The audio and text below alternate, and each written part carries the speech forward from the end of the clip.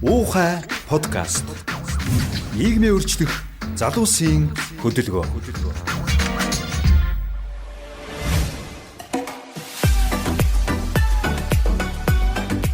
За сайн байцгаана уу? Уухай подкастын 13 дугаар дугаар эхлэхэд бэлэн болоод байна. За тэгэхээр энэ удаагийн сэдв улс төрийн нам гэж юу вэ гэдэг одоо маш тийм эдрэттэй гэхүү сэдв бид нар сонгосон байгаа. За энэ сэдвээр бидэнтэй ярилцахаар манай уухай хөдөлгөөний хэд хэдэн гишүүн хүрэлцэн ирсэн байна. За тэгээ нар зөв танилцуулаа явчих. Эхний оролцогч маань бол манай Чулуун Билэг байна. Уухай хөдөлгөөний гишүүн, улс төр судлаач, Ардчилсан намын үндэсний бодлогын хорооны гишүүн. Сайн уу Чука? Сайн уу. За дараагийн оролцогч маань манай Булгантуяа ирсэн байна. Сангийн дэд сайд Монгол Ардын намын нарийн бичгийн дараагаар ажиллаж байсан баг хурлын гишүүн. Сайн уу Булгаа? Сайн байна уу. Гуравт оролцогч маань манай хүн намын удирдах зөвлөлийн гишүүн, эдийн засагч Мөнх Соёл ирсэн байна. Сайн уу? Сайн байцгаана уу. За уламжлал ёсоор бас студид хоёр хөтлөгч нь байгаа. За Мөнх төрлийнхөө энэ удаад албан ёсоор намынхын албан тушаалтай хамт танилцуулнаа тий. За Мөнх төрл зах зээлийн шинжээч хүн намын залуу хүн клубын тэргүүн. За миний хувьд бол Жаргалан ухаан хөдөлгөөний гишүүн, Ардчилсан намын үндэсний бодлогын хорооны гишүүн, Ардчилсан эмэгтэйчүүдийн холбооны тэргүүнд. За ийм бүрэлдэхүүнтэй хэсэг бүлэг залуус улс төрийн нам гэж юу вэ гэдэг сэдвээр ярилцах гад сууж байна. За тэгэхээр шууд л ерөөсөө сэдвтэ оръё. За нэгэндээ Чукагаас эхлэм чи Чукагаас асуунаа. За бүгдэнд нь яг адилхан асуулт тавигдана. Тэр нь за нам гэдгийг нэг маш богиноор яг өөрийнхөө одоо нэг үзэл баримтлалыг хүрээнд ч гэдэг юм уу? Томьёолно. Яг намын тухай маш олон тодорхойлт байлдаг. Тэгээ ер нь ихэнх нь нэгтгэхэд харахад бол нэг тийм нийгмийн менежментийг хийхэд тулд үнэт зүйлс дээр сайн дураараа эвлэлтэн нэгдсэн тодорхой хэсэг бүл хүмүүсийн нэгдлийг хэлээд байгаа юм л да. За баярлалаа. Булгаа. Блиц асуулт хэлж байгаа. Үгүй ээ, яста нэг үг хэлбэрээр ингэж тавьялж ирнэ. Үзэг юм биш үү? За мэдээж улс орны хөгжлийн бодлогыг одоо тодорхойлдог, томьёолдог ардчлалыг өнөөдөр бас бэхжүүлэгч, хэрэгжүүлэгч энэ бас том хэрэгсэл гэх юм да тий. За миний хувьд миний хэлж мөн Сая бүм. За би яг практик туршлага дээр үндэслээд товчхон хэлхийг бодъё. Миний хувьд бол карьерийн хувьд ерөөс улс төрийн нам энэ гүн гүнзгий уу сонирхож байгаагүй. Гэхдээ одоо өөрийгөө эргээ бодоход бидний үеийн залуучууд энэ нийгмийн болохгүй байгаа зүйлүүдийг хараад одоо бүлэг хүмүүс нэгдээд нийгмийнхаа эх орныхаа сайн сайхны төлөө том зорилго тавьсан улс төрийн эрх мэдэл авах гэж зүтгэж байгаа ийм бүлэг нэгдэл гэж тодорхойлох юм уу? За баярлалаа. За муугийн тодорхойлт. За миний хувьд бол яг мэдээж бүгдэндээ санал хэлнэ. Зөвхөн одоо улс төрийн нам зөв бэжиж ер нь улсын зөв болно. Тэгэхээр хэрвээ одоо улсаа хөгжүүлээ, улсаа сайхан болгоё, иргэдээ баян сайхан тархан одоо юу гэдэг болгоё гэвэл юунийг бол одоо улс төрийн намаар дамжуулж хийхээс өөр арга байхгүй. Тэгэхээр улс төрийн намаа одоо анхаарал тавьжиж одоо улстай анхаарал тавьдаг шиг улс төрийн нам дээр одоо анхаарал тавьжиж ер нь улс хөгжнө л гэж хэлбэр байна. За би хөтлөгчийн хувьд бол жоохон залцсан юм л да. Энэ асуултыг та ядаас ингэж блиц маягаар асуудаг нь юу вэ гэхээр өчигдөр нэг жоохон судалгаа хийлээ. За тэн дээр юу гэж нэ гэхээр одоо political science буюу те одоо улс төрийн шинжилгээ ухаан дээр болохоор намыг бол нэг хамгийн нэг нийтлэг тодорхойлт нь юу вэ гэхээр одоо улс төрийн намыг нэг үндсэн 5 үүргээр нь тодорхойлсон байна. Тэгэхээр тэдгээр 5 үүрэг гэдгийг нь бол одоо манай цай бүгдээрээ хэллээ. Дөрүлээ бүтээсэн юм шиг. Тэгэхээр иргэдийг идэвхжүүлэн нэгтгэх гэж байна. Сая бол нэгдэл гэдэг үг бол одоо хүн болгоны тодорхойлолтод орсон тийм ээ. Тэгэхээр улс төрийн нам бол нэгдүгээрт иргэдийг идэвхжүүлэн нэгтгэх үүрэгтэй, хоёрдугаарт нийгэмдэх ашиг сонирхлыг илэрхийлэн зангидах. Гуравдугаарт бол улс төрийн бодлого боловсруулах тийм бас сая хэлэгдсэн. Дөрөвдүгээрт улс төрийн манлайлагчдыг тодруулах. Тавдугаарт бол улсын хурал одоо засгийн газрыг удирдан зохион байгуулах буюу яг засаглалыг хэрэгжүүлэх. За мэдээж хэрэг бол одоо ингээд нам гэдэг бол юм нэг нэгдэл ах нэ. За тэгэхээр бол бид нар бол дор бүрнээ ингээд одоо өөрсдийнхөө намыг сонгосон байж байгаа. За энэ сонголт бол мэдээж хэрэг маш тийм одоо хувь хүний хувьд айгуу тийм том сонголт гэж бодож байна тийм ээ. Тэгэхээр бол яагаад одоо Ардчилсан нам, Ардын нам тий хүн намд илсэх болсон бэ? Яг энэ сонголтыг хувь хүний хувьд яг ямар одоо шийдвэр дээр үндэслэж хийсэн бэ гэдэг асуулт байна. За одоо байг чуукагаас эхлээд яах вэ тийм ээ одоо хинээс эхлэв. Одоо яа юм бэ? Намуудыг нээлттэй яа юм. Одоо ардын намаас эхэллээ. Ууган намаас эхэлчих юм уу? Эсвэл отхон намаас эхэлж байна. Отхон нам энэ дотроо насаараа ахмаг хүний хувьд. Миний хувьд бол хүн намын удирдах зөвлөлийн гишүүн энэ нам нь харьцангуй бас бусад намуудыг бодвол ялангуяа Монгол ардын нам, Арслан намуудыг бодвол мэдээж отхон нам. За тэгэхээр тухайн үед бол яг миний хувь хүний хувьд бас өөрийгөө жоохон тодорхойлох хэрэгтэй минь яад вэ гэхээр улс төрт карьер хийн гэсэн ямар ч тийм хүсэл зорилго мөрөөдөл байгаагүй хуучнаар Sources-а нээлтийн форумд ажиллаж ирсэн. Угаасаа миний хийжсэн ажил бас нийгмийн сайн сайхны төлөө бодлого боловсруулах төвшөнд ажил хийжсэн өөрөлдөх юм бол нөлөөллийн үйл ажиллагаа маш хийжсэн гишүүдтэй засгийн газархантай уулзсан дотоодын болон гадаадын суралцах аялал зохион байгуулна гэх мэт маш их судалгаа хийгээд үр дүнгээ танилцуулна гэд. Тэгээ яг хэсэг залуучууд нийлээд бид нар хөгжил хүн клуб байсан. За тэнд бол нэлээд идэвхтэй оролцсон өөрхөн чиглэлээр буюу эдийн засгийн чиглэлээр судалгаа шинжилгээнийхээ тайланг танилцуулга ихтгэл тавих гэх мэтэр ингэсээр яваад дөнгөж бүрэлдэн буй надаас өмнө одоо манай хэсэг залуучуудын улсын хүн намыг байгуулсан байсан. Тэгээд мэдээж намчин хүчтэй байхын тулд санаа, үзэл бодол, үнэт зүйл нэгтэй хүмүүс өргөжих, тэлэх тусмаа л улам илүү хүчтэй болно шүү дээ. Нөлөө нөх болно тухайн улстай. Тэр утгаараа бас надад санал тавиад тэгээд тэр үед энэ намд орсон. Тэгээд одоогийн байдлаар мэдээж намын дотоод гадаад олон хүчин зүйлүүд нөлөөлөд бас ороо бусгаа явж ирлээ. Өндөр хэмжээний амжилттай эхэлсэн боловч дундаа бас хурд саарсан юм үзэгдэл бий болсон манайхан мэдж байгаа. 16 оны сонгуульд жишээлбэл намаар ороогүй.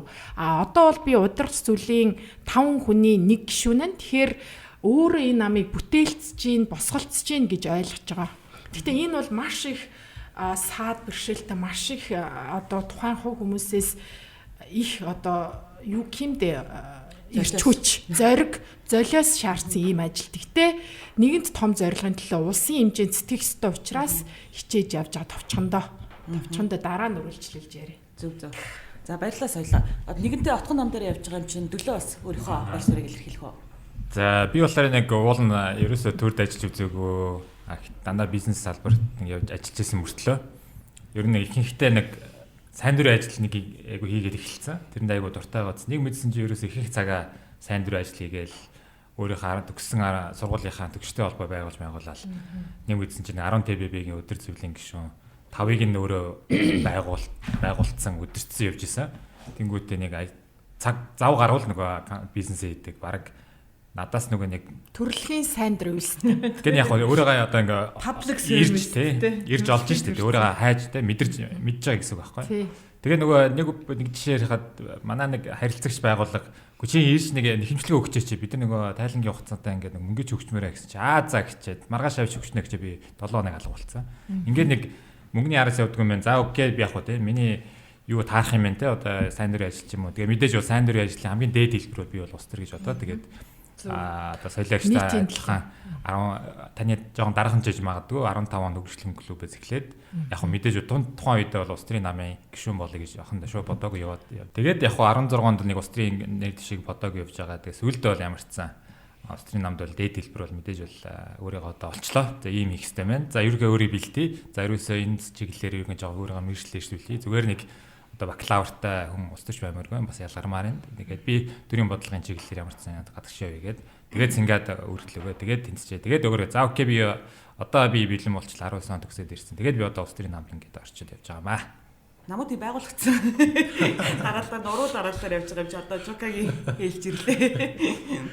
Яг хоо. Манай арчлаа мэж 30 жилийн явал. 30 жилийн болж байна. Тэгээд хүн бүрэл янз бүрээр улс төрийн намд хамрагч ордог л да яадаг чи өөрөө нэг тийм иргэдийн эвлэн нэгдэх учраас тэр бүтц рүү яаж орох ингээд яг би бол жишээлбэл 42-тэй гэдэг чинь бол X generation байхгүй юу. Тэгэхээр манай үеийнхэн юу гэхээр улс төрийн нам бол харьцангуй юу байсан гэсэн үг. Хамгийн чухал үе байсан гэсэн. Одоо бол шинэ үеийнхэнд бол улс төрийн намтай намгүй амьдраа явждаг. Нам гэж юу гэдгийг ч мэдэхгүй. Ийм үерж шít. Бидний үед чинь бол хоёрхан намтай Монгол Ардын нам, Ардсан нам гэдэг. Тэгээ Ардсан нам яаж байгуулагдсан бэ? Бараг бүх сүр хүчний нийлүүлээд нэг нам болсон. 5-6 намын нэгдэл. Нэг тийм нам гэхээс илүү фронт маягийн те. Зөвхөн манайг л унгаах зорилготой ч юм уу. Тухайн үед махан нэртэйс тий. Тэгээ би чинь анх тэр 5 намынх нь нэгдэн тоож явсан байхгүй юу? оюутан багтаа социал демократ нам гэж энэ хүзүүчэнд өгдөг байсан. Ингэж явж байгаад идэвхтэй явж байгаа дараа нь яг нэг улс төр судлаачийн чиглэлээр суралцаад тэгээ тэрнээс хойш өгөхөр энэ бол миний өдөр тутмын хийдэг ажил, миний мэрэгжил нөгөө талаар миний талхаа болдог тийм ээ ажил их юм уу тийм судлаачийн ажил руугаа явж ирсэн. Тэгээс сүүлийн 5 жил бол юу шийдсэн гэхээр зөвхөн судалгааг бол онлын өрөөнд тэгдгийм байна, ингэдгийм байна, тийм байх хэвээр, юм байх хэвээр гэж уншаад байх нь бол сонирн биш юм аа. Ялангуяа Монгол шиг нэг шилжилтийн улс төр хийж байгаа газар бол заавал өөрөө дотор нь орж бас судлах шаардлага байна тий. Хоёрдугаар оролцох нь илүү сонирхолтой байхгүй. Монголын улс төр шиг сонирхолтой улс төр бол үнэхээр байхгүй. Тэгээ барууны нийгмийн 500 жил туулсан юмыг бид нар бол нэг сүүлийн 30 жилээр шудрал өнгөрч байгаа байхгүй. Тэгэхээр тэр донд орсон байх нь өөрөө дараач гэрч байх хэрэгтэй тий. Нөгөө талаараа бас их судалгааны сонирхолтой материал юм уу гэдгээрээ их судлаачийн өөр их энэ намд байгаад байдаг байхгүй юу.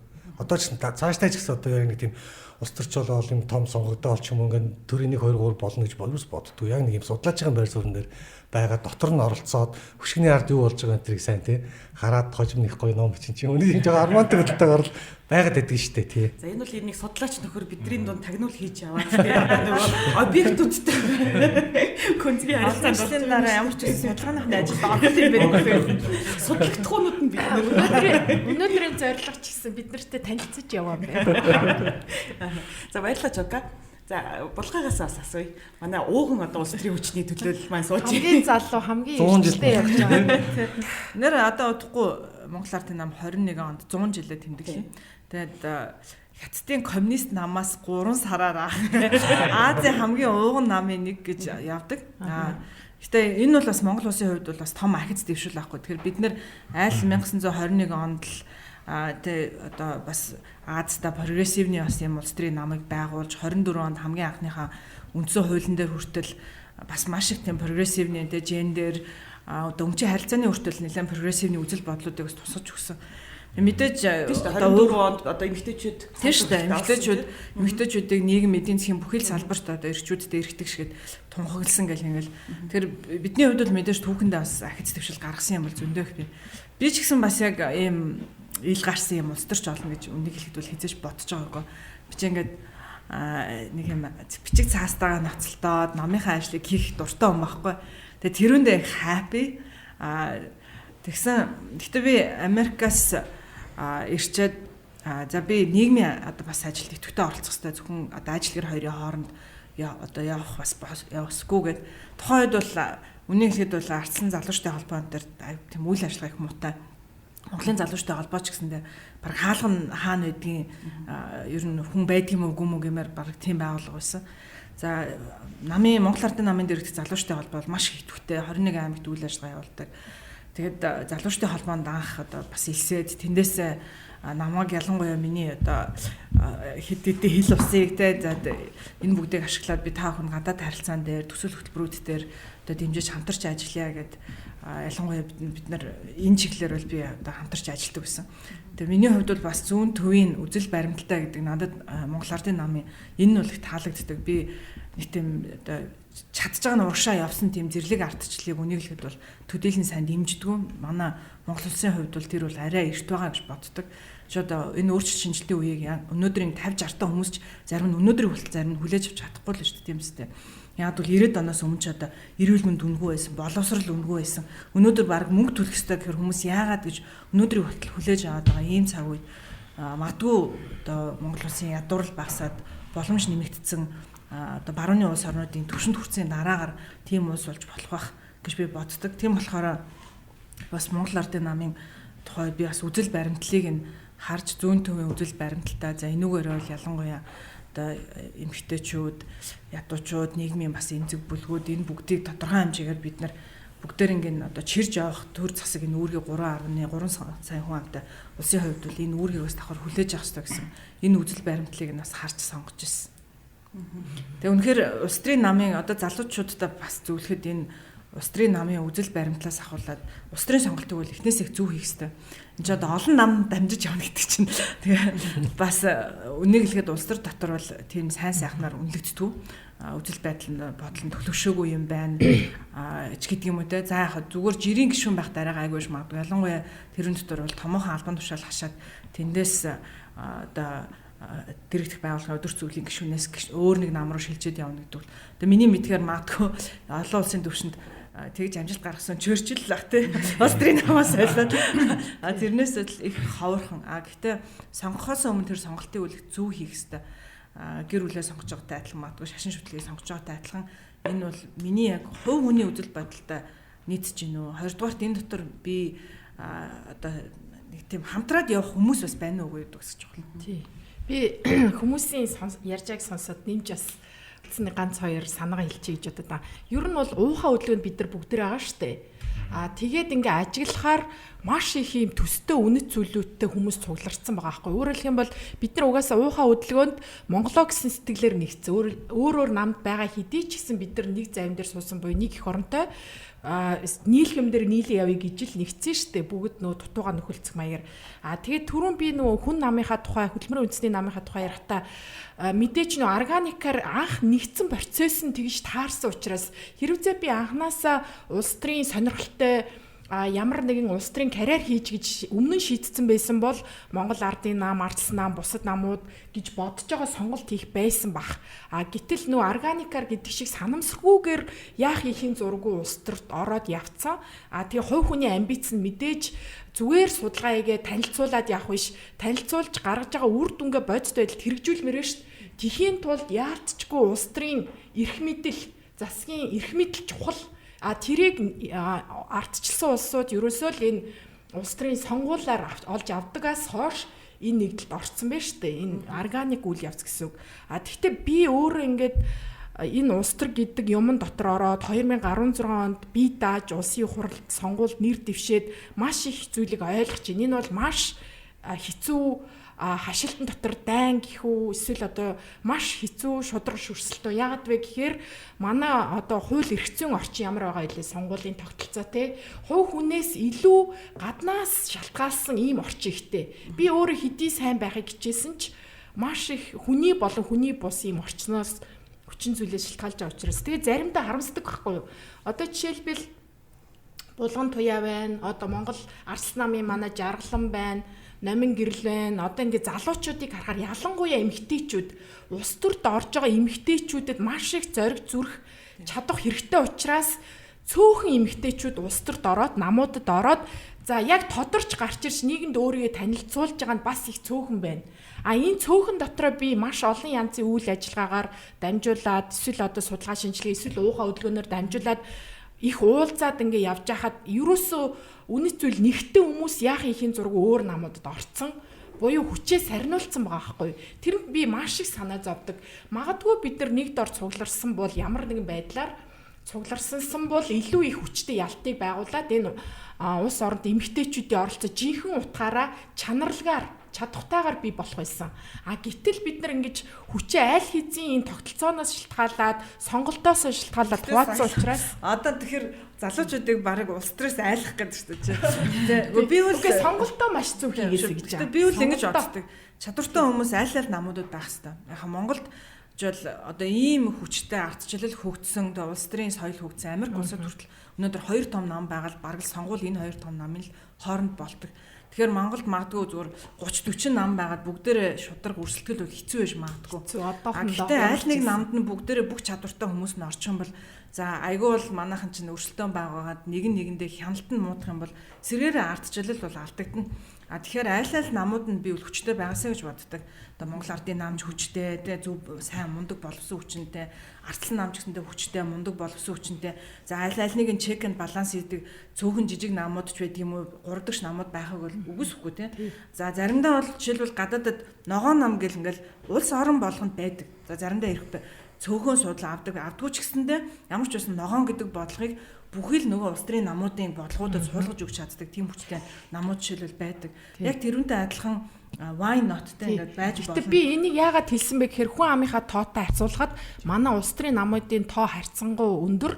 Тэгтээ бид нар сонгуулиар ялтыг бий болгож байгаа шүү дээ. Өөрөөр хэлэх юм бол өөрсдөө тавьсан бодлого биелүүлэх боломж нь сонгуулийн одоо хэр их суудл авсан, хэр их ялт байгуулснаас хамаарах учраас би яриа прагматик яриад байна. Мэдээж манай Булган туяагийн хэлж байгаачлан бид нар цөөдөөдийн цөөдөдийн. Тийм учраас улс төрт орох залуучууд маань илүү нэмэгдэх, улс төр дэх оролцоо нь илүү нэмэгдэх тусмаа бид нар энэ орондоо оруулах боломж нь нэмэгдэн шүү гэж төсөлд нийлэх гэдэг. Энд одоо хэдүүлээс подкастын маань зорилго нь бол залуучуудаа бас нэг тийм улс төрийн сонголт хийгээч те. Одоо өнгөрсөн 16-ны сонгуульд чинь 18-аас 25 насны 50% нь санал өгсөн байсан. За тэгээд орон нутгийн сонгуулийг оролцуулбал ер нь бол 3-2-ын шахуу ер нь сонгуул өгдөггүй юм байна те. Одоо 18-аас 25. Тэгэхээр тэднүүстэй нэг улс төрийн сонголт хийлмээр юм тийм үү? Улс төрч бол гэж хэлээгүй эсвэл нам зэг хийж юм, аа зэг хийж юм уу, залуу өнгөлөг ч юм тийш ороод мороод ингээд оюутны байгууллага ороод хэрлээгүй зүгээр л сонгуульдаа 4 удаа 1 удаа сонгуул өгчээ. За 4 жилдээ 2 удаа ч юм уу те. Тэгэхээр сонголт хийхдээ улс төрийн үзэл баримтлал залуучууд нь өөрсдөө мэдэх хэрэгтэй. Би бол 18-тай 25-тай байхдаа би одоо зүүн төв юм уу, коммунист юм уу, фашист юм уу өөрийгөө мэдгүй шүү дээ би те.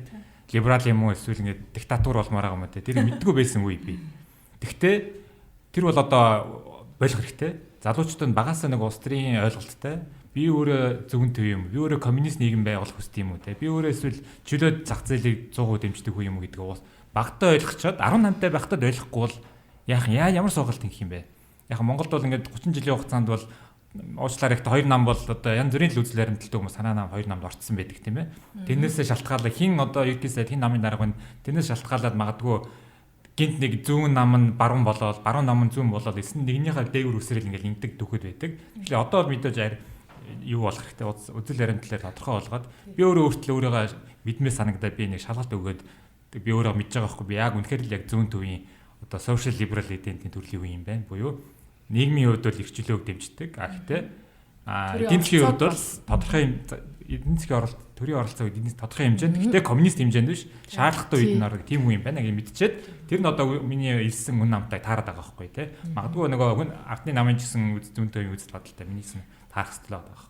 За би бас 2000 оны улсын их хурлын сонгуулийн үеэр арчилсан нам биелсэн байдгийн. За тэгэхэд бол яг дөнгөж оюутан болцсон байсан. Тэгээ нэгдүгээр курсын оюутан. Тэгээ нэгдүгээр курс чинь болохоор тийм либерал арт сургуульд юу заадаг вэ гэхлээр тий. Одоо нөгөө Аристотель, Плато энтер уншиж байгаа л тийм одоо нөгөө эртний грекийн нөгөө том одоо сэтгэгч нарын зохиолуудыг уншиж байгаа л тэнгууд яг Монголд ирэнгүүд. Тэнгууд яг тэгэхэд бол би зөв юу гэж бодсон бэ гэхлээр Монголд арчил тий бүр юм шууд утгаараа яг тэр төлөөлөл бол тэнд байна. Тэ манай хүн ам цөөтэй тийм ээ. Одоо нөгөө яг төлөөлөх гээд тий одоо их хурлд нэр дэвшээд байгаа тавар шин тий хүн болгонтой очиж гэртэнд очиж уулзаад тий нүдлүү нь хараад би ийм хүн шүү тий тэр чиний хүмүүс чи монголчууд бас нэг хүнийг таньдаг штэ тий за энэ нөхөрт бол итгэж болох юм байна тий энэ бол миний төлөө тий ажиллах юм байна.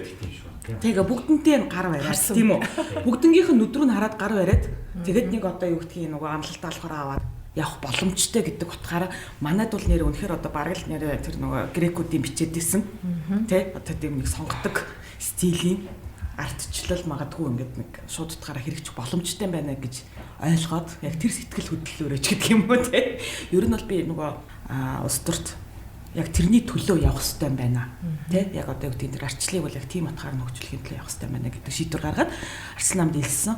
Тэгээд энэ дэр би давхар бас нэг өөр нэг үг хэлмээр байна л да. Тэр нь юу вэ гэхлээр одоо манай нэг энтгэг найз байдий. Бас одоо нөгөө BJP гэдэг одоо модигийн намд идэвхтэй үйл ажиллагаа явуулдаг тий. Тэгээ бид хоёр ингээл ерөнхийдөө бас яг энэ сэдвээр ярьждаг байхгүй чи ягаад намд тий одоо улс төрт орсон юм чи би ягаад улс төрт орсон юм гэдэг. Тэнгүүтээ ингээд яг манайд нөгөө service гэдэг үг хэлээд байгаа байхгүй юу.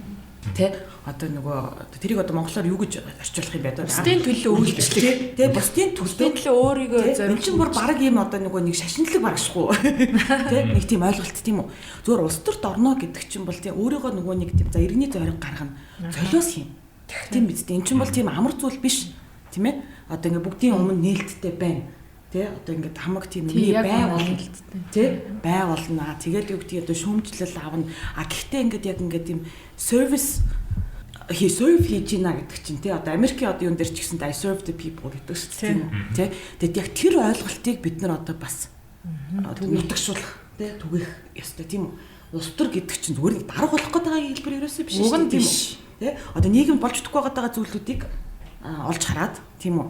Тэнгүүдээ тэрнийхээ төлөө бас өөрийнхөө одоо үйл хэргийг өрнүүлээ. Бид нарт хинч цалиухгүй. Тийм ээ. Тэгээд цаг заваа зарцуулаад одоо ингээл мөрийн хөтөлбөр гэл бид нар одоо жишээлбэл сүүлийн нэг сар ингээл ямар ч тэгэл юу гэхээр ингээл сууж байгаа тийм юуны төлөө тэрийг хинч харахгүй тий хинч мэдэхгүй гэхдээ ингээд тэр чинь бас нэг тийм сэтгэл байна шүү дээ тий за нэг тийм зүйл яхийг хэлхийг хүсье. За тэнгуүтээ нэгэнтээ энэ чинь ингээд олон намын төлөөллөд байгаа ч гэсэндээ бид нарыг бүгднгийн бас нөгөө уухаа хөдөлгөөн бол сайн нэгтгсэн тий зарим хүмүүстэй бол бид нар сая уухагийн одоо буйнаар гэдэг юм уу танилцсан тийм тэнгуүтээ уухаа дээр бол ингээд бас яг юм нөгөө суур үзэл санаанууд дээр бид нар бол ингээд айгүй ойролцоо итгэл өмшлтэй хүмүүс байгаа тийм үү мэдээж хэрэг өөрөөр намын төлөөлөл гэдгийн хувьд одоо жишээлбэл би илүү одоо баруун төвөгч гэдэг юм уу тий одоо гэдгийг нэг зах зээлийн оролцоог илүү үздэг ч гэдэг юм уу гэхдээ бол яг суур одоо тэр одоо нөгөө юу гэдгийг арчил эрхчлөө тий хүний эрхийн ойлголтын дээр бол бид нар нэгдээд байгаа тий. Тэгэхээр дараачийн улс төрөө бол одоо бид нар бол яг энэ суур юугаа үнэт зүйлүүдэд хамгаалах замаар хийн гэсэн тийм зүйл. За тэгэхээр би хүн намын хоёр хүнээсээ асуумаар байна л да. Тэн дээр яаж ийнэ гэхээр ялцчихгүй нөгөө улс төрийн тогтолцоо нь өөрөө тэгээ сонгуулийн тогтолцоо бол ялцчихгүй ингээд нөгөө нэг бас улс төрийн намуудын төлөвшөл хөгжилд нөлөөлдөг тийм үү. Тэгэхээр бол манайх бол одоо яг нөгөө сая сонгуулийн тухай хуулиа батллаа, үндсэн хуулиа батллаа. Тэнгүүт нөгөө пропорционал уу мажоритар өнтер гэсэн баахан ярианууд явагдаж байгаа. Зөвхөн бол мажоритар дээр оцорлоо.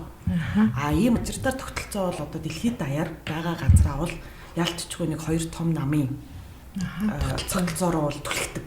Тэ? Одоо Америкийн жишээ байж байна, тэ? Английн жишээ байж байна, тэ?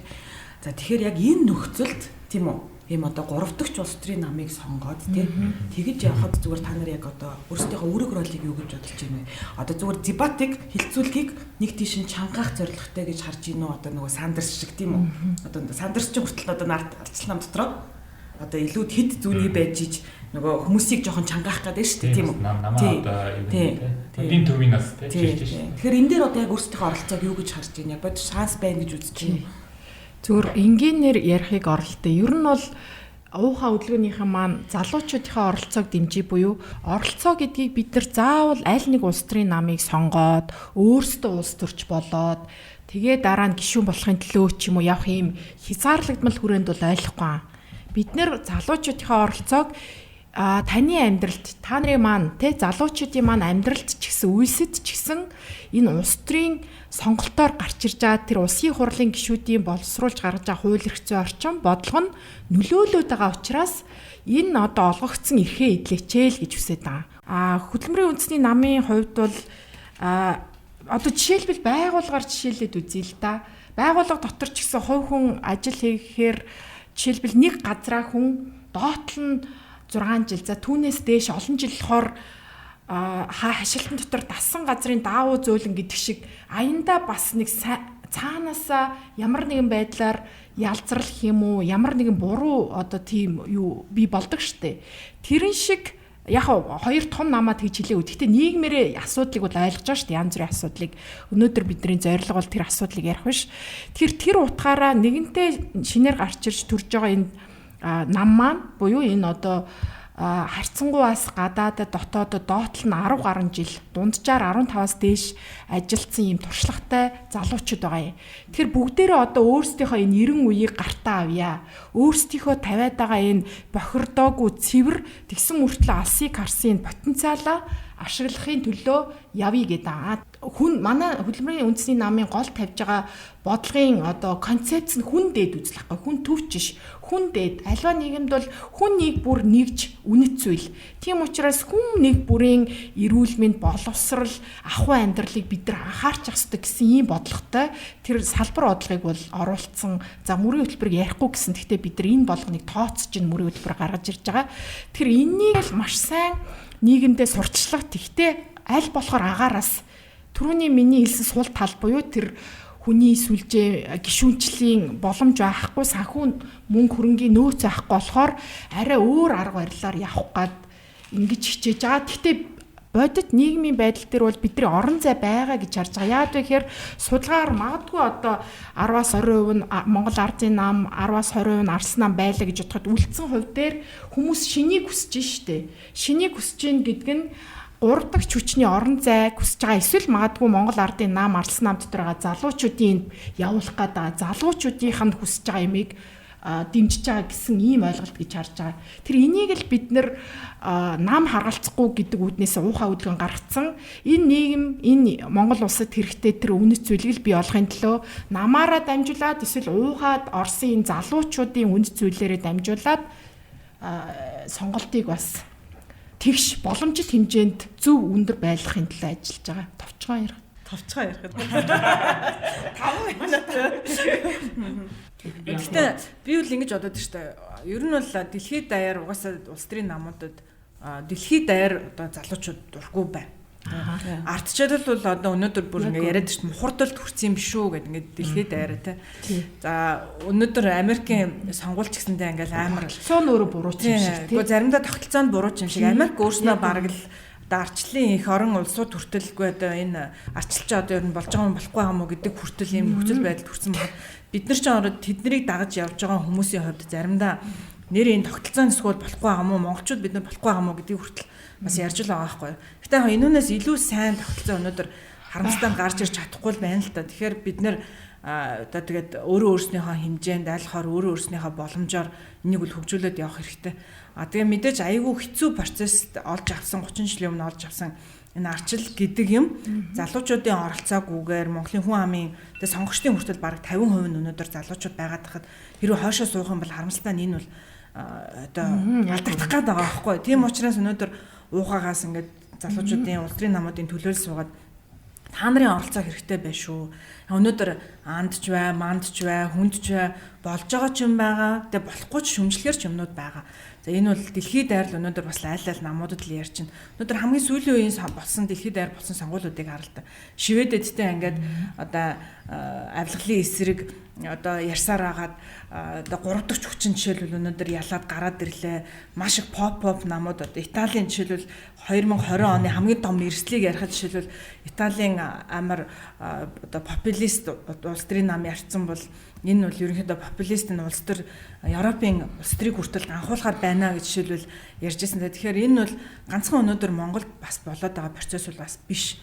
Гэхдээ өнөөдөр аль намууд ялангуяа залуучууд руу бүгдээрээ нийлдэлтэй байхыг хүсэж байгаа. Зүгээр залуучууд бол өөрснөө бид нар яаж оролцох юм бэ гэхээр гэдгийг яриад байна. Дээрээс нэмээд нэр дэвшүүлж байгаа хүмүүс чинь заримдаа дэвшүүлж байгаа мөрийн хөтөлбөр чинь хурж байгаа арга барил чинь өөрсдөө таалагдахгүй залуучуудад гэж л яриад байгаа байхгүй. Тэгэхээр уухагаас бид нар болохоор юу гаргаж ирж тавих гээд байна гэхээр тэгээ залуучууд руу биднэрт нээлттэй баймаар байна. Тэгээ оролцоо гэж хангамаар байна. Тэгвэл яаж оролцох вэ гэд магадгүй энэ подкастын доор комментэр ч гэсэн залуучууд бас оролцоогоо илэрхийлж болно ш бид нар л тийм. Яг би болгонд уучлаарай. За төлөөгөө юм ярихаас булган туйлын санал нэг нь угаасаа энэ нөгөө улс төр судлаар ажилладаг судалгаа хийдэг одоо Стэнфордын профессор Фукуямагийн бичсэн улс төрийн эсрүүлж гэдэг ном дээр ч гэсэн дурдаад ингээд жоохон гацаанд орцсон. Өөрөөр хэлэх юм бол яах ёстой ардчлалын ардчлал бол маш чухал хүн болгоны оролцоо энэ сонголт чухал боловч энэ сонгуулийн систем бас өөрөө эргээд асуудалд ороод байна. Эргээд буцаад Орос ч гэдэг юм уу Хятад ч гэдэг юм бусад тогтолцоо гарахаар бас төгс биш. Тэгэхээр энэ хоёрын одоогоо хүртэл арай илүү зөв сонголт нь бол энэ сонгуулийн ардчлалын сонгуулийн систем биш үү те. Тэгэхээр мэдгүй хүн төрөлхтний энэ хувьслын хөгжлийн үйл явц яалтчгүй юм бах гэж харж байгаа. Залуучууд юу хүсэж байгаа өөрсдөө өөрийнхөө амьдралыг сонгомоор байна, шийдмээр байна. Улс төрөөс ангид баймаар байна гэж байгаа боловч шийдэл бол ерөөсөө л улс төрийн намуудын энэ институцийн замаар явж бодлого тодорхойлогдох гэдэг учраас энэ системээ сайн ойлгоод оролцоо бол зайлшгүй байх ёстой бол бид нар ерөнхийдөө ойлгох гад. Наад чи нэмэт хэлэхэд угаасаа технологийн шинжилэл, нийгмийн шинжилэл те нийгмийн нэг тийм хувьсэл явж штэ бид нар бол тийм бас тийм сонирхолтой үед амьдарч байна. Мэдээлэл маш хурдтай савлагдаж байна тийм.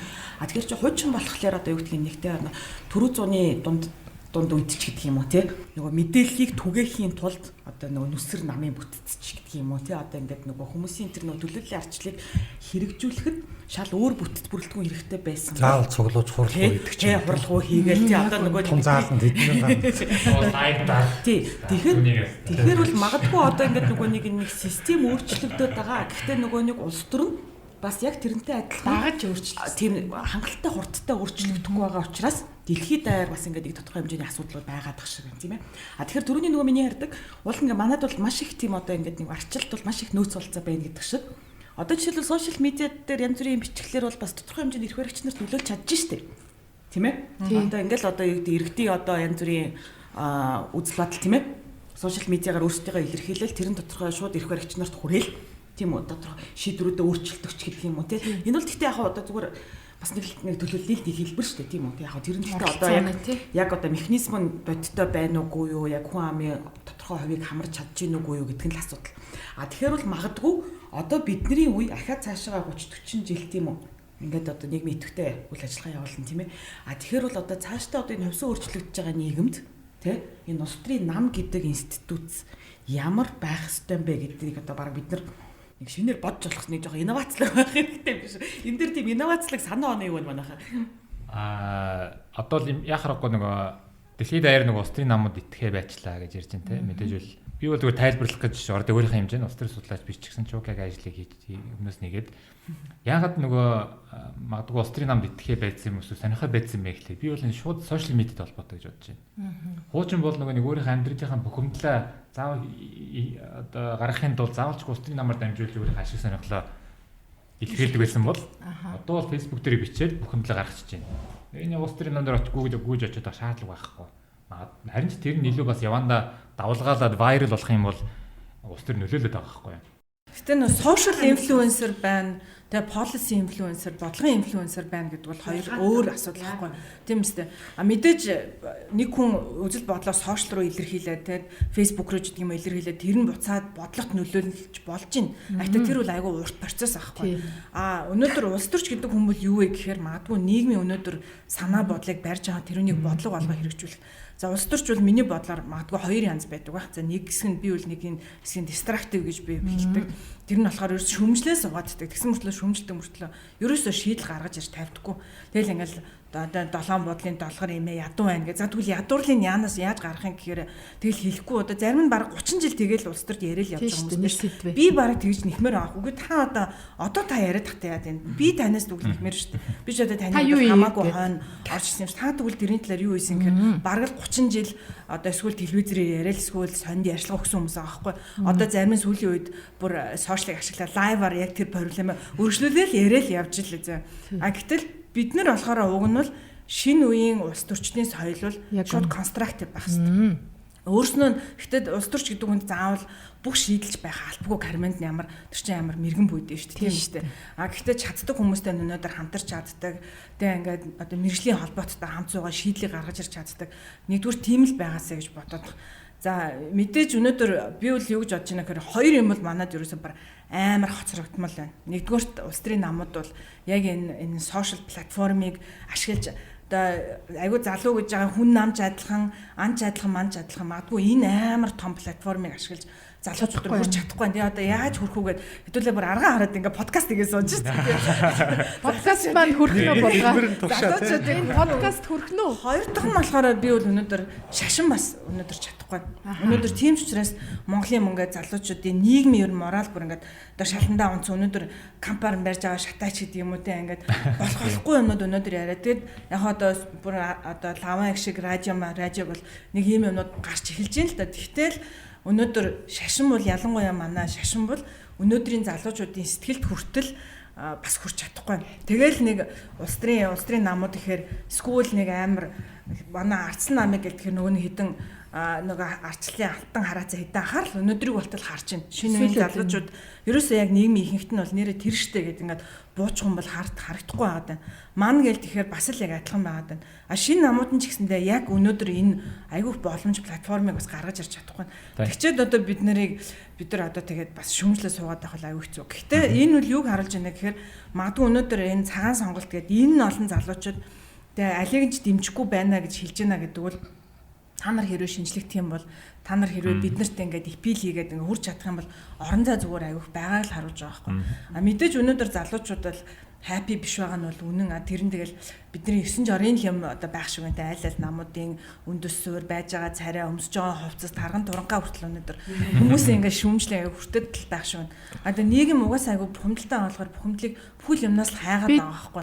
Тэгээд яаж яхад өдөр болгонд телевизээр гараад байгаа болохоор эсвэл өдөр өөрсдийнх нь амьдралд нь нөлөөлөд байгаа болохоор улс төрийг өнөөдөр бас айгүйх мэдээж хичлээд байгаа нь үнэн. Гэхдээ зүгээр залуучуудад бидний хүрэх гээд байгаа юм болохоор Тэгвэл та нар оролцооч. Тэгвэл бид нар яаж сайжруулах вэ? Тийм үстэй. Та нар оролцохгүйгээр бид нар шүүмжлээд тэнд тэгэл нөгөө нэг болчихсон ч 30 жилийн дараа ч гэсэндээ хэдүүлээ одоо бидний хүүхдүүд бас ингээл амар шүүмжилсэн явж л ахдаг байна. Тийм ер нь одоо юу уухаа гэд төдөлгөн дөр байж байгаа шүү дээ. Тэгэхээр ингээд нэг залуучуудтай хамт гიშг одоо нэг өгшин тал руу орж шít. Одоо нэг юм хоёр нүртэй болчиход байна шүү дээ. Нам дээр очихоор залуу хүний ууд гэдэг. Нийгэмд гарахаар агаа гэдэг ингээд. Тэг яг жинхэнэ амьдрал дээрээ бол агаал юм шиг болж байгаа юм. 40 гарсан хүн чи тэгээд нөгөө амжилт олсон чи олоогүй ч нэг юм 10 хэдэн жилийн намаар явцсан одоо туршлагаа хэлэхэд гэх юм одоо сонсож байгаа залуучуудад те хэлэхэд бол яг анги хүртэл нэг тийм жирийн дунд сургуулийн анги хүртэл дотроо нэг юм үзэл бодлороо ялгардаг те практикаараа нийлдэг 3 5 10-аараа хөтөлцөөд ингээ явдаг нэг тийм юу байдаг шүү дээ. Тэгээд улс төр бол залуучууд бол өөрсдөөсөө хол гэж бодох ерөөсөө хэрэггүй юм байли. Өөрөө чинь ирэх шиг ямар нэг холдод өргөж хөндөгдөн. Тэгээс шудраг дүн тавьдаг багшаас эхлээл тийм ээ. Ингээд бүгд хөндөгдөг учраас улс төрөөс өөрөө хол байныг ерөөсөө андуураад хэрэггүй юм байлээ шүү. Хоёрдугаард нэг нь л Монгол улсын иргэнгээ явж байгаа тохиолдол ямар нэгэн байдлаар улс төр өөрөө ч амьдралдууд нөлөөлнө. Тэгэхээр оролцохгүй би ингээд айгүй муухай зүйл энэ надаас хол байвал би ариухан ингээд байх тусмаа л улс төр өөрөө ч хувь зээг шийдэх тийм шийдэл илүү байдаг юм байна. Хоёрдугаар улс төрийн нам дээр ороод ирэх гэсэн одоо ингээд орж ирээд телевизээр одоо түрүүн булгаа сайд хэлж байгаа шиг 30 жил ганцаараа ярьсан 30 жил одоо зургатаар юм уу эсвэл сонингоор ярьсан хүмүүсийг чинь бидрийг харахтаа одоо ингэ яриа сууж байгаа бидрийг харахтаа амуусан залуучууд цаг нь олоогүй гэдгээд яг нам дотроо бид нэр сөөхөн залуучууд болчиход байгаа байхгүй тийм хатгшиг гарахаар ах нар болчиход байна. Тэгэхээр дараа үе маань ингэж Австрийн намаар ч юм уу бүр одоо нам дург бол одоо манай уухай хөдөлгөөн өдр шиг юм хөдөлгөөнүүдээр нэмж орж иж хэлбүүлээ нээлж олуулаа болж иж нөгөө 30 жил мэлээр явсан хүмүүсийнхаа арай илүү бодлого, илүү бодиттой шийдэл ингэж гаргаж явахгүй бол аль аль талдаа нэг тийм цөөнх байсаргаал ингээл дуусах шинж яваад байгаа байхгүй юу? Жишээлбэл хүн амынхаа хувьд одоо залуучууд баг 2.1 шахав шүү дээ тий 18-аас 39 насных. Тэгсэн мөртлөө төрөөс гарч байгаа бодлого жишээлбэл яад төхөр дандаа ахмадуудад тэтгэврийнхэнд за эмэгтэйчүүдэд тэгээд төрийнхэнд ч юм ингээ гардаг. Тэг яагаад ахмадуудад зориулаад ингээд илүү мундаг гараад байна гэхээр яг үнэндээ тэр зөөх ахмад чинь улс төрийн оролцоо айгүй идэвхтэй байгаа байхгүй тий. Тэр хүн идэвхтэй юмдаа л хин жагсч чинь ахмад дууж жагсч чинь хин гэж чинь ахмад дууж жагсч чинь хорооны хуралд хин орж ийн ахмад дууж орж ийн тий. Хин телевизээр амьдрал болохгүй энийг шийд гэж хэлж ийн орж ийн. Тэгэхээр ингээ илүү олон нь биш илүү идэвхтэй нь явдаг юм нэг чөлөөт нийгмийн одоо сүрэг тал гэх юм уу сайн тал гэх юм нэг талаар байна. Тэгэхээр олоолаа мөртлөө итгэхгүй учраас одоо байнга тэр өөрсдөө чинь нөгөө залуучууд иргэшиг хамгаалдаг бодлого бол сул яваад байна. Төрийн бодлогоч тийм байна, улс төрийн намын бодлогоч тийм байна. Тэгэхээр бол залуучуудад хандаад хэлэхэд бол одоо олуулаа байгаад зодуулж ханлаа тийм ээ. Аль аль талтаа бид нар ч нам гэж яваа нам дотроо цөөнх байна. Та нар олуулаач гэд ингээд аль аль талд ингээд намд муухай харагдахгүй, улс төрийн намд орохгүйгээ яваад байж. Гэхдээ хувьцаа явдгаар явна бидний иргэшиг байдгаар байна. Тэгэхээр хэдүүлээ нэгтцгээе. Намд одоо өөрийнх нь түрүүн та хэд хэлдэг шиг үзэл бодлороо нэгдий. Үзэл бодол эдгээр нь одоохондоо хол хөндий нэг тийм агаар юм шиг байгаа болвол зүгээр л хоорондоо ярьцгаая. Тэгээд манай залуучууд гэдгээр уух хөдөлгөөн дээр ярьд ч юм уу ингээд чөлөөтэй нэгдээд уулзаад ярилцаад ингээд явж болж гинөө. Яг та нартайгаа яг яаж холбогдох байх гэж нар мэдсэн. Бид нар яг завсрын үе бол подкастыг сайн байна уу гэж сууж байгаа. Та нар минь сайн байна уу? Дундаж нас 32 3 байгаа юм шүү дээ. Тэгэхээр чин бүр Монгол улс бол бүр маш залуухан улс те. Гэтэл өнөөдөр хамгийн залуухан гişүү учрал гişүү хүртэл дундаж наснаас нь дээшээ болчиход байгаа байхгүй. Тэгээд ихэнх шийдвэр гаргаж байгаа хүмүүс бол мэдээж тэрүүнээс хамаагүй өнөөдөр хол байгаа да. Тэгэд яг л түрүү хэлж ин л да залуучууд дээр өнөөдөр тий одоо бид залуучууд чинь хүрхэн ханта амьдралдаа бас ингээ бид нар ч бүгд амар нохлолч тийм ээ л да өчнөө хүүхэдтэй тэгээд дөнгөж амьдралынхаа гарааг эхэлж байгаа 5 төгрөг болоо нэг байр майртай олчмаар байдаг машин эзэл аваачдаг бизнесээ ч эхлэмээр байдаг яг энэ цаг үед question дээр буу завгүй байгаа бараг оюутан багтай айгүй тийм биш үү тийм байхгүй тэгэхээр настай яг ипотекийн зээл олохгүй яах вэ тэгээд ихтэй сургуулиудад оюутнуудад зээл өгөх үү яах вэ оюутнууд руу чиглэсэн ямар бодлого явуулах юм те хүүхдүүдийн чинь сургууль цэцэрлэгийн одоо үдийн цай байх юм үдийн одоо хоол гэдэг хөтөлбөр байх юм энэ бүгд чинь үнийг хэлэхэд яг л өнөөдөр өстөр чинь шийдэж байгаа байхгүй а тэгснээ өөрснөө яг үнийг хэлэхэд айгүй олон яг одоо нөгөө энэ амьдралаас чинь бүр хол гарцсан бараг өөрсдийнх нь хүүхдийн амьдрал байгаа даа байхгүй те одоо цэцэрлэгийн наснаа хүүхдтэй хүн бараг байхгүй шүү дээ өнөөдөр тэгэхээр үнийг хэлэхэд бол ийм амар хол юм дээр очиж шийдвэр гаргаж байгаа учраас яг залуучуудын дуу хоолой бол аюу дутаад. Тэгэд Америкт нэг ийм үг гэдэг шүү дээ.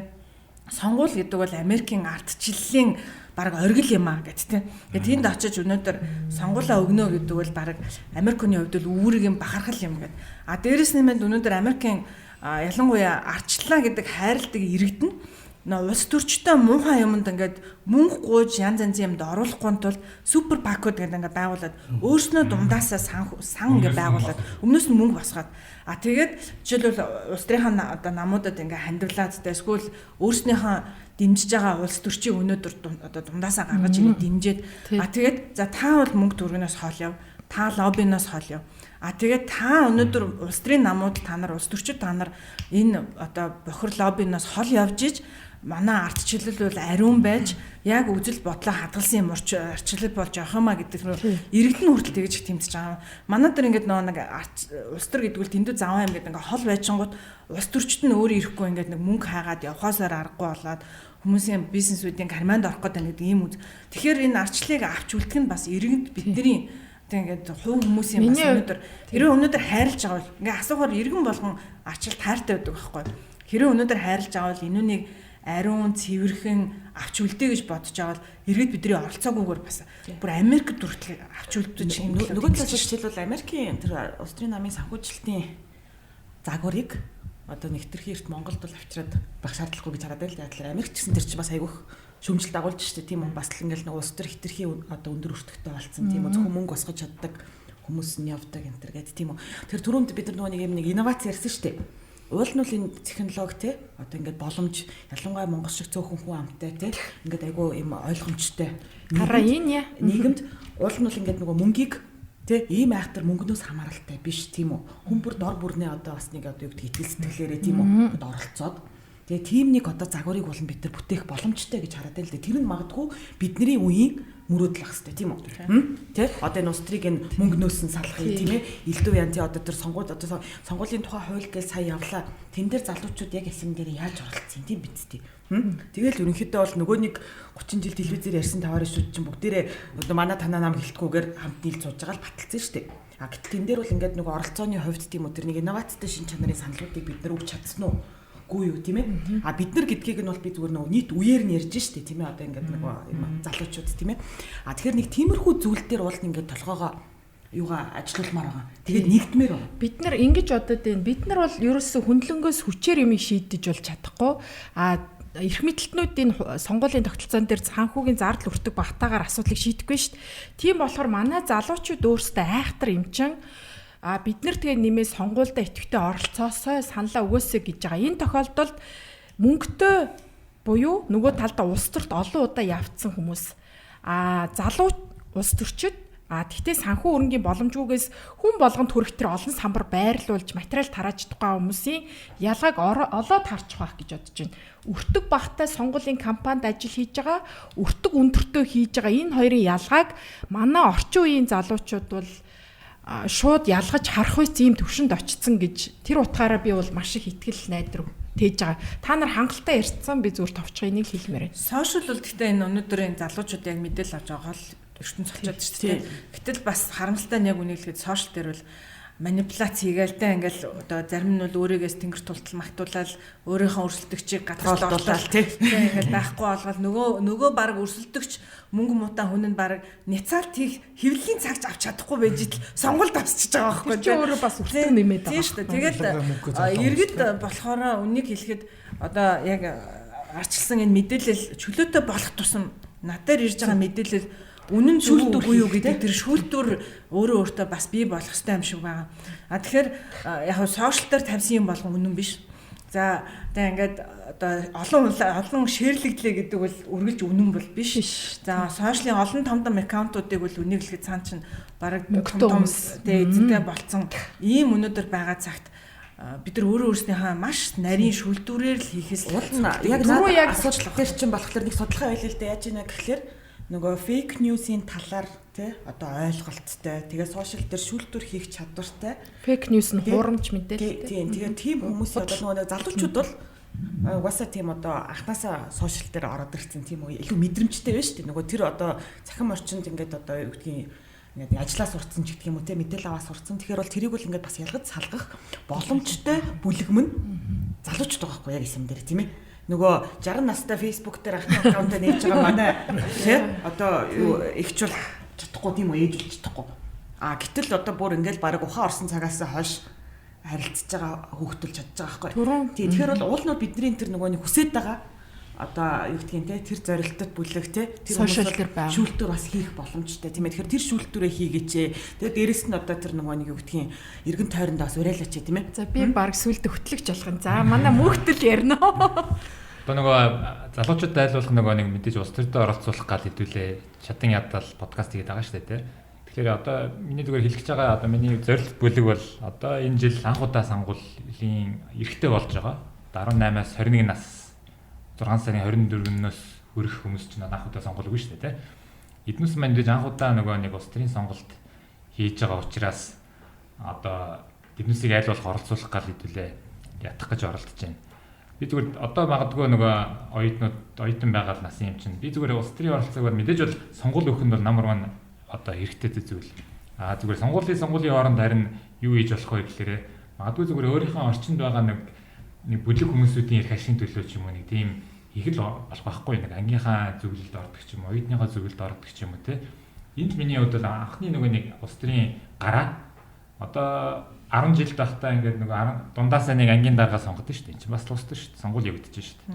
Тэгээ энэ сонголыг миний бодлоор гадаадд бол ялангуяа нийгмийн хичээлээр бүр багаас нь их сайн олгодог. Тэгээ иргэн таны үүргүүл гэж байгаа бүр одоо чи энэ мужид бол одоо ингээд тэдэн настайгаасаа хүнтэй сууж болно. Тэдэн настайгаасаа чи одоо хэрэг хүлээн те. Иргэн чиний үүргүүл гэж байгаа бүх юмд ингээд оролцоог нь маш их сайн багаас нь хангаад өгсөн. Манайд бол нэг тийм юм их дутагдаад байгаа. Бараг л тийм хүүхдийг бараг л ингэ нэг сэнтер гартай гэж хэлэх нь ингээд холгүй байгаа байхгүй. Шоолонгоо ингээд бараг л нэг тийм кул гарууд бол бараг те yeah right гэл ингээд өнгөрдөг юм шиг бодоод байгаа байхгүй. Гэтэл үнийг хэлэхэд энэ бол одоо 10 жилийн өгдөө ч гэсэн сонсож байгаа бол энэ бол өөрөө өөрийг нь бас их бэлтдэг, нийгмийн идэвхтэй бодлоготой, тэ өөрийнхөө чадварыг сорьдог бас ийм нэг юм том талбар байдаг юм байна шүү дээ. Нэгдүгээр хоёрдугаарт үнийг хэлэхэд яг л тийм л дээ. Би нэг саяхан нэг тийм бүр болсон явдал сонсч байсан байхгүй. Нилээ мундаг дунд сургуулийн ангийн даргын сонгуул болсон ч гэсэн нэг өрсөлдөж байгаа хөхнөр хямд шүнжингээ ээж хоёртойгоо нийлээд мөрийн хөтөлбөр боловсруулах ханы самбар бэлдээ. Нөгөөд нь гэсэн чинь пицца аваад гэсэн. Тэгээ яалцсан гэсэн чинь нөгөө өрсөлдсөн хөхтэй хань ээж нь бүр ингээ маргааш нь бүр амар ууралцсан тийм. Гэтэ ийм баян дунд сургуулийн хүүхдүүд хүртэл пиццанд ингээ явчихарч одоо. Хүмүүс үлдсэн нэр мөнгө нь яа сонгуул өгчдөө нэр нь үний юм шиг байна гэсэн. Монгол улс юм. Тийм Монгол улс. Тэгэхээр яг гэтээ ингэж үтэн нэг багаасаа бид нэр иргэн таны оролцоо чухлаа гэдгийг нэг тийм мэдрүүлэх тийм сургалтын хөтөлбөр бас эсвэл дутагдаад байгаа мó. Залуучууд ороод эхэлсэн иргэний боловсрал гэдгээр. Тийм өрсөлдөх үе сэтгэлтэй шүү. Тийм ороог одоо бүтэн үе байна шүү дээ. Аюу хэцүү. Тийм нэг гэхдээ яг манай үеийнхэн бол өдрийг хит хитэх. Улс төрд орооч гээл ингээл доод үе рүүгээ ч юм уу ингээд залуучууд руу хэлэхээр нэг юм ярьдаг нь тэр одоо мань тэнд явж ирсэн нэг тэнэг гар цүнхээрээ үзсэн дарга болцсон байлээ. Тэр шиг болох юм уу ч гэх юм ингээд ийм байдлаар хандаад би хараад нь хэлдэг байхгүй. Үгүй тэгээд чи яагаад өөрөөсөө тэнэг хүнээр өдөрдүүлэх гэж байгаа. Наад хүн чи удахгүй чиний хувь заяа чиний өрөө хөтний асуудал шийдэж эхэлнэ шүү дээ. Чи өөрөө л оролцохгүй бол тэгээд чи наад хүнээ тасан зогсоохгүй бол улс төр чинь ингээд хин идэвхтэй хэсгний явдаг нэг тийм заавалж оролцоо шаарддаг юм байдаг ш. Тэгэхээр тэр улс төрөөс зогтох оролцохгүй байх асуудлаа болооч. Заавал одоо ингээл нэг улс төрийн намд яваал идэвхтэй бол лидер болоод халбгүй ч гэсэн өөрийнхөө эрх шигийг хамгаалдаг үзэл бодлоо илэрхийлдэг нэг тийм ардчлалын өртөг гэж байна шүү дээ. Тэр соёлдоо суухгүй бол ерөөсөө хэдүүлээ болохгүй юм байна. Хуучин шигээ ингээд нэг мундаг хаа юм бол тавьчаад ингээд яваад байж болохгүй юм байна гэх. Тэгээ нөгөө Германы шишээ байдаг шүү дээ. Германы сонгодог философи 90 үе дуусангуудаа шууд гитлэрээ 90 үе гэсэн гээ тийм дэлхийн хамгийн агуу одоо гэдэг соёнгигээс артун байсан нь ягаад тийм дарангуулагч өрөөд үртгийг яаж тэгж олон зуун сая хүний өргөцсөн тийм дайнаар сольсон бэ гэдэг нь дандаа үл оролцоо. Гэдлэр хүн бүхэн шоолдог байсан гэж байна. Энийгээ балаа юм гээ нөгөөх нь зүйл ярих молдохгүй болохоор ингээ пивны барууд дээр яриад байсан гээ тий. Тэгээ шоолсорогод нөгөөнэ гаргацсан. Яг тэр нөгөө хүмүүс ухаантай хүмүүст саналаа өгөөгүй. Ичээд ухарцсан. Тий. Тэгэхээр тийм байдлаар бол одоо манад орох хэвчлэг өндөр байгаа учраас их оролцооч. Их одоо идэвхтэй байгаа чи ядаж саналаа өгөөч гэсэн. Тэгвэл сайн нэг юу бас санаанд орж байна. Putnam гэдэг нэг улс төр судлаач байдаг. Тэнгүүтээ манайраа нэг нийтлээд юм боулинг клубүүдийн одоо Америкийн улс төрийн асуудал шүү дээ. Боулинг клубүүдийн тоогоор Америкийн одоо нэг ардчлалын одоо юу гэдгийг нөлөө идэвхийг хэмжиж болно гэдэг тийм үү. Тэгэхээр нөгөө боулинг клубуд олсрол хэлэх юм бол тий айгүй ардчлал амир тийм идэвхтэй тий одоо ингээд юм хүмүүсийн оролцоо тий эрс өндөр энэ төр байх юм гэж байгаа байхгүй. Тэгэхээр өөрөөр хэлбэл юу гэдгийг гэхээр тийм нэг юм зүгээр ер нь хүмүүсийн юм хамт олон юм. бүлгүүд, клубүүд те зүгээр заавал улс төр одоо ингээл бүр маргааш очиод нийгмийн халамж яриад тахгүй тийм ээ одоо даатгалын асуудал яриад тахгүй. Гэхтээ жишээлбэл одоо ингээл бас бид нар бий болж штэ. Facebook энэ төр дээр ялангуяа манайх шиг юм тархаа бутархаа хүн амтай газар бол ээжүүдийн клуб тийм үү? Гэртээ одоо юу гэдгийг нөгөө ажил хөдөлмөр эрхэлж байгаа хүмүүсийн клуб те энэ тэрэгэл өчнөө олон тийм клубүүд асуудлуудаа хоорондоо ярьдаг юм бүлгүүд бие биендээ тэгэд асуудлаа ярихаасаа гадна нөгөө бие биенийгээс хүлээн зөвшөөрдөг те би ийм үзэл бодолтой тэ чи юм үзэл бодолтой хоёулынхын үзэл бодол нийлэхгүй байж магадгүй. Тэгтээ би нэг хүлээн зөвшөөрч чи миний хүлээн зөвшөөрч тийм ээ. Ингээ бас тэгэж нөгөө санал нийлэхээсээ гадна санал нийлэхгүй байхдаа бас тааламжтай байдаг ч гэдэг юм а тий. Тэнгүүтээ ахаад нөгөө намууд дээрээ дуусгамаар юм л да. Яаж ийнэ гэхэлэр тэгээ энэ тийм клубүүд маш олноороо бий болоод эхэлнэ тийм үү. Тэнгүүтээ тэр дундаас ч юм бас ингээд нөгөө юм органикаараа ингээд юм лидерүүд нь төрөөд эхэлнэ тий. Ингээд ялчгүй гэл нэг аливаа нэг олонлогт чинь их тийм айгүй идэвхтэй бүгдийг ингээд дагуулаад ингээд явдаг хөхтэд. Тэрийг нь бол нөгөө нэг одоо нөгөө намуудын үүрэг гэдэг аа штэ. Тэр нөхдүүдийг нь олж аваад бас тий өөрийнхөө одоо хамт олонд нэгтгээд магадгүй тэр нөгөө улс төрийн одоо карьерт нь түлхэж зүгөөд энэ төр явах тийм үү. Тэгэхээр яг одоогоор бол мэдээч хэрэг нөгөө нам гэдэг байгууллага тий одоо бид нар хаа ханаал мөрийн хөтөлбөр дээр ажиллаа сууж байна тийм үү. Тэнгүүдээ тхийн тулд ингээл өчнөө олон хүмүүстэй уулзсан өчнөө олон судалгаан дээр ажиллана тийм үү. Тэгэхээр бол хэдий одоо жишээлбэл ингээд нөгөө нэг юу гэдгийг сошиал медиа нэг тэрэгэд тийм нэг шууд арчил байх боломжтой ч гэсэндээ нам бол яалтчгүй тэр бүхнийг агрегат хийдэг систем нь хിവэрэ байна. Тэ? Систем нь. Тий, тэрийг бол бид нар өдөр тутмынхаа амьдрал дээр мэдэрч байна. Тэ яг бодлого боловсруулах төвшөнд тэ тэр хүмүүсийн санаа бодол тэр судалгаанууд, судлаач нар олон төрлийн тэр ашиг сонирхлын клубүүдийн одоо дуу хоолой тэ тэрийг бол нам өөрийнхөө линзээр авч үзээд мөрийн хөтөлбөрөөр одоо иргэнд санал болгох гэж шүү дээ тийм. Тэр яг одоохондоо бол намын бол нэг ач холбогдол яг энэ улс төрийнхөө том одоо дүр зурган дээр бол ач холбогдлоо гээгээгүй тийм ээ. Тэгэхээр бид нар хүссэн үсээгүй намдаа одоо тэр critical mass-а бүрдүүлээд тийм үү. Тэнгүүтээ аль аль нам нь одоо ингээд бүх намууд маань ингээд хүчрэхэг байгаад хүмүүсийгээ төлөөлөөд залуучуудыгаа ч гэсэн оролцуулаад балтан дагуулад ингээд явах юм бол тэгээ бас Монголын ирээдүй бол сайхан л биш тийм ээ. Сонгогчдын манай нийгэм бүтцээ харахаар бараг 10 хүний 6 шахуу эмгтээчд байхгүй. Тийм. Тэгэхээр ер нь бол би нэг ингэж боддог шүү дээ. Одоо ингээд эмгтээчдийн оролцоо хүчтэй байх хэрэгтэй байна. Ер нь яг өнөөдрийн подкаст олонх юм чинь тий. Хоёрдугаар хүсэн үсээгүй тийм эмгтэй лидерүүд одоо тийм төрөх цаг ирж байгаа юм байна. Тэгэд хэн байх нь бол мэдэхгүй тий. Ингээд нэг ийм ахаад нэг 15 жил ч юм уу нэг бүтэн үе бол ямарч эмгтэй кадрууд ирэн ирж байгаа юм байна. Эмгтэй эрхлэгчтэй байх тухай яриа бодтой, эмгтэй хотын даргатай байх тухай яриа бодтой ч юм уу тий. Эмгтэй сангийн сайд. Тий, эмгтэй ерхий сайдтай ч юм уу. Энэ бол сайдтай байхаас сайдуулах. Одоо дөнгөж түрүүж ихний гэнэндээ явж штэ тий. Тэгэхээр ингээ илүү олоолаа болоод явах тийм бодит боломж байна гэж хараад байгаа хөөх. Тэгэхээр мань мэтийн тэрийг хараад хүлэн зөвшөөрөөд эхэлж байгаа хүн бол улам цаашдаа олон болох байх. Тий. Тэгэхээр нөгөө дахиад залуучууд дэдүүлээ ярьж байгаа юм чинь эмгтэй тийм чүүд эмгтэй одоо залуу үеийнхэн бол их идэвхтэй оролцоосоо бодит эрдэгтэй тэргүй ингээд нөгөө насаараа ингээд хүч түрээд орж иж байгаа юм бол өөрчлөгдөхгүй. Тэгээ тэрэн дээр нь өөрөө яаж идэвхтэй явахын аль хэсэгт нь байршихын гэдэг юм дээр бол тэр хөлөг онгоц хөдөлсөн галтрыг явуулсан тохиолдолд бол тийм ээ идэвхтэй байгаасаа улс төр бол зөвхөн эрчүүдийн ч юм уу нэг хэсэг гаруудын юм гэдэг үе өнгөрөөцөө одоо бид нар энэ цөөнх талрахвал ер нь сүүлийн үед явжинаа л гэж хардаг хэрэг тийм. Тэгэхээр эмгтээчүүдтэй бас их хүрээлж байгаа шүү. Баярлалаа чуга. Нэг төгсгөлд нь та хэд нэг даалгавар өгöd тах юм манай уухай подкастын нэг уламжлал болцсон байгаа. Дугаар болгон дээр одоо 12 удаа хийсэн юм чинь одоо уламжлал болчихлоо. Нэг оролцогч нараас зочдоос залуучуудаа хамгийн сүүл уншсан ном эсвэл залуучуудаа санал болгох ном бодож байгаарай заа. Би тэрнээс өмнө зүгээр нэг уухай хөдөлгөөний талаар нэг товчхон бас хүмүүс тайлбар өгөөл зүгээр ах. Ягаад ингээд нэг 3 намын залуучууд энд суучаад ингээд тэ нэг суучаад ингээ хоорондоо юм яриад байгаа юм бэ гэхлээрээ одоо л яг мэдээж бол сошиалар бол намууд бол хоорондоо өрсөлддөг тэ биенийгээ шүүмжлэх нь бол ойлгомжтой. Гэхдээ 3 нам хоорондоо ингээ суугаад байгаа нь бас учиртай. Яг тэгэхээр магадгүй бас 30 жилийн хугацаанд бас нэг гээгдсэн ч юм уу орхитуулсан зүйл бол нэг зарим нэг жагийн хийлдэг суур үнд зүйлүүд бол одоо ямар ч эргэн хүнд бол байдаг. Тэн дээрээ нэгдсэний үндсэн дээр хэдүүлээ үзэл баримтлалаар хоорондоо өрсөлдөж болно. Чи бол одоо төрийн оролцоогоо боль чи эсвэл төр би бол юугаа боль та те тэр өмч компаниуд байл эсвэл тэр өмч компани байх ёсгүй гэдэг тийм гоё бодлогын хоорондын уулын мэтгэлцээнүүд явмаар байтал суур үн зүйлүүд алдагдаад байгаа учраас магадгүй бидний ухаан хөдөлгөөний бас үн зүйл байгаа. Тэднээс бол хамгийн түрүүнд хэлэх нь бол мэдээж бол хүний эрх чөлөө гэдэг юм дээр магадгүй 30 жил бас магадгүй сүүлийн жил бас нэлээд зөрчилдөх хэрэгүүд нь гарч байна. За тэгээд одоо шударгаас ёс зүй асуудууд бол мэдээж маш их яригдж байна те. Шударгаас байхгүй бол хэзүүлээ хичнээн бодлого яриад бол нэмэр байхгүй. Та нь бол одоо дараад нь бол арчтал тэгээд парламентын засаглалын асуудал байна те. Хэдүүлээ магадгүй зарим талаараа арчлалын нөгөө нэг үзүүлэлтүүд дээр ухраад байгаа учраас тэгээд бүр сүултээ ерөнхийдийн засаглал болъё гэдээ яриад байгаа учраас энэ дээр бид нараас нь нэгдэж байгаа. За дөрөв дэх мэдээж бол үнэт зүйл бол хувийн хвшил.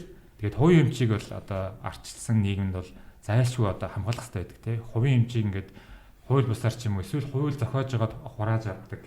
Тэгээд хувийн хвшилтэйгээ одоо төр нөрсөлддөг ийм юм баймааргүй шүү дээ тий. Ийм дөрвөн одоо үнэт зүйлтэй нэгдсэн залуучууд байгаа нь тий. Тэгэхээр эднээс за бидүүлээ магадгүй одоо ингээд ямаандаа ингээд нөгөө нэг том малын шалтгаан болоод эхлэнгүүтээ ингээд хоорондоо бодлогоор хэрэлдээ одоо муудалцаад байж магадгүй. Гэхдээ нөгөө нэг суурин зүйл дээр нэгдсэн үндсэн дээрээ ингээд хоорондоо мэтгэлцэж байгаа шүү. Тэгээд мэтгэлзий гэдэг үндснээр хэдүүлээ ингээд нийлсэн юм залуучууд байгаа шүү. За тэгвэл эхлээд санал болгох номуудаа айгуу самсраг ослохоор жоо бод. За би хэлчихье. Соёлоо миний биегээч.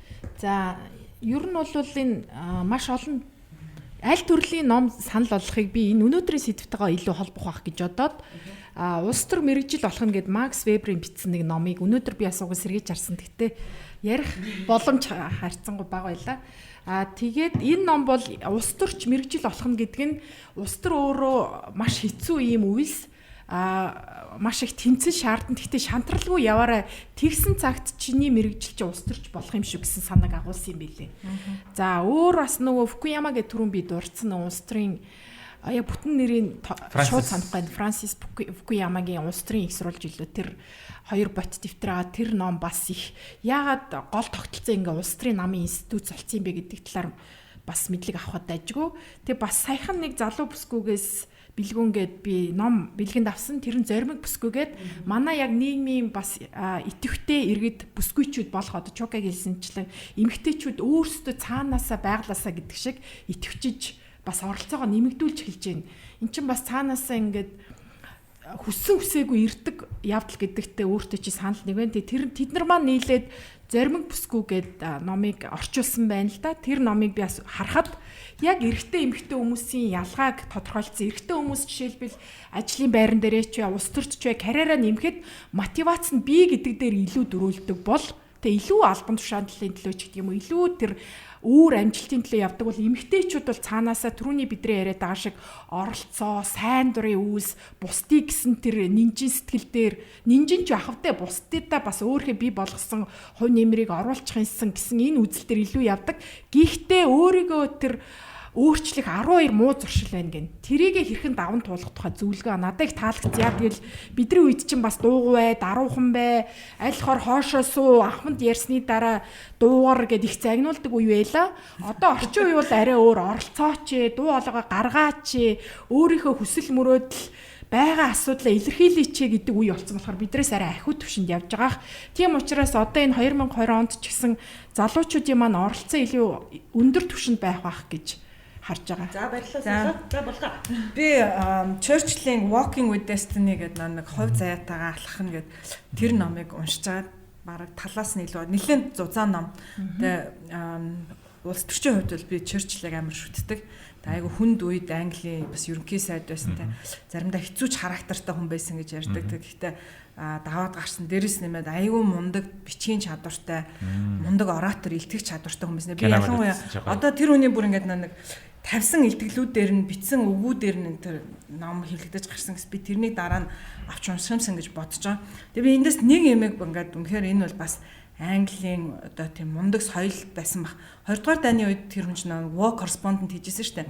Тэгээ дайны талаар нийтлэл бичдэг байсан юунуудад сонингуудад тийм ажил хийдэг гэсэн дайнд байлтгын хааж байгаа. Тэгээд тэрүүнийхээ дараагаар тэр бичсэн бүх юмнуудаараа тэгээ илтгэл уншаад ингээд тухайн үедээ сая $1 олчихсон гэж байгаа. сая доллар. Тэгээд хэдийгээр тийш тэр чинь нэг тийм баян хүний хэдийгээр хүүхд байсан ч гэсэн аав нь нас барсныхан дараа өөрийнх нь ээж нь үл тийм өрлгөн хүн байсан. Тэгээд аавынх нь хамаг мөнгөийг өрөөд ерөнхийдөө дууссан. Тэгээд өөрөө бол за би хэрвээ яг л нөгөө аристократ энэ одоо амьдралаараа амьдрыг гэвэл би өөрөө л ажил хийж мөнгө олох хэрэгтэй байна. Тэгээд тэр үедээ би бол ээжтэд нэмж мөнгө өгөхгүй бол одоо манай ээж бол өрлгөн их мөнгө хэрэгтэй. Их мөнгө хэрэгтэй. Тэгээд би өөрийгөө бас давхар авч явах хэрэгтэй байна гэд.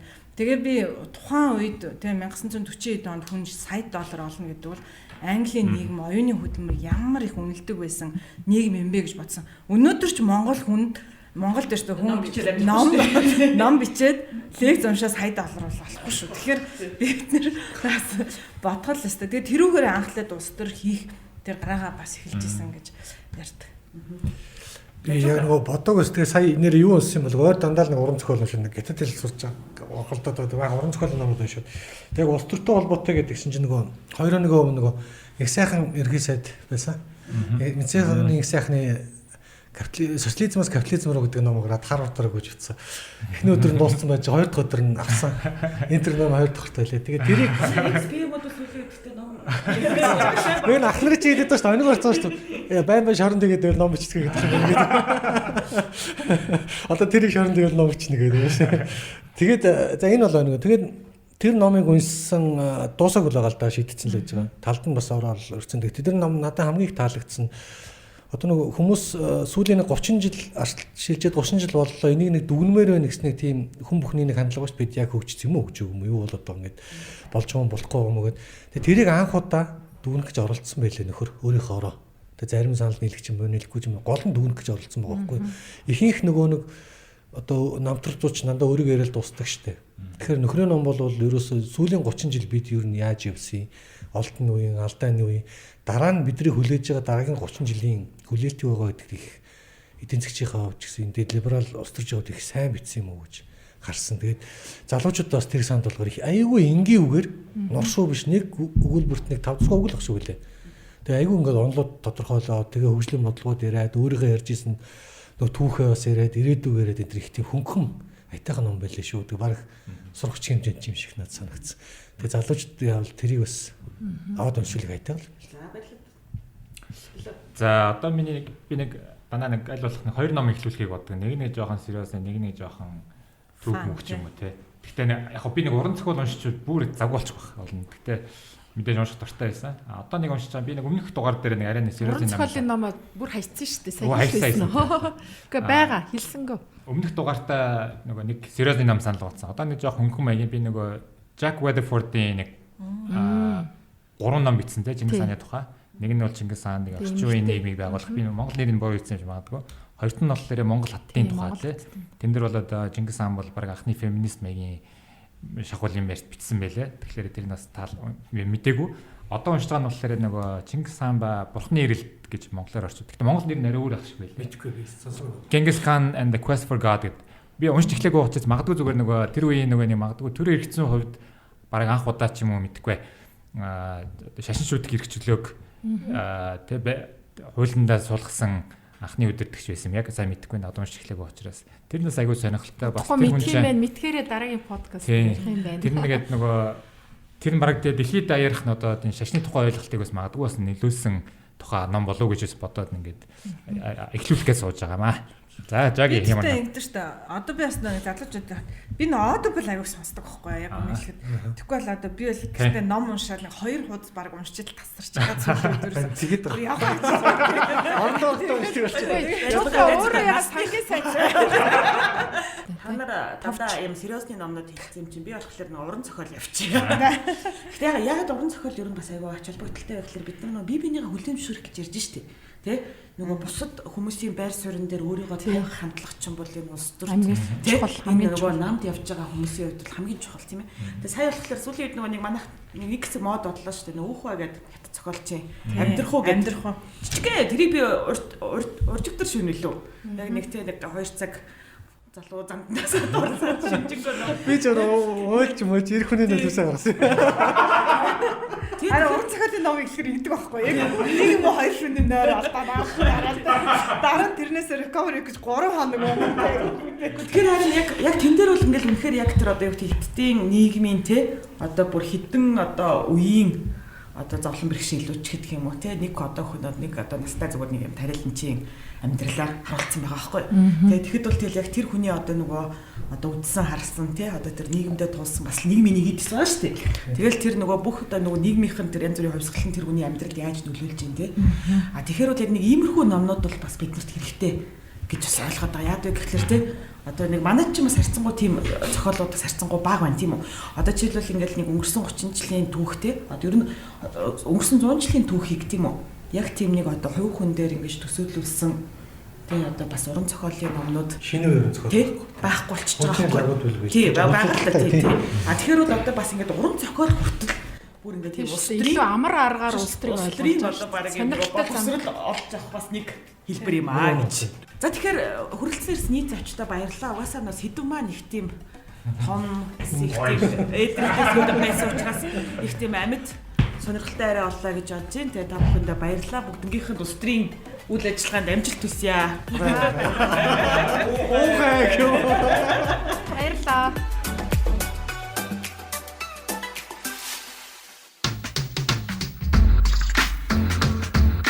Уухай подкаст. Нийгмийн өрчлөх залуусын хөдөлгөөн.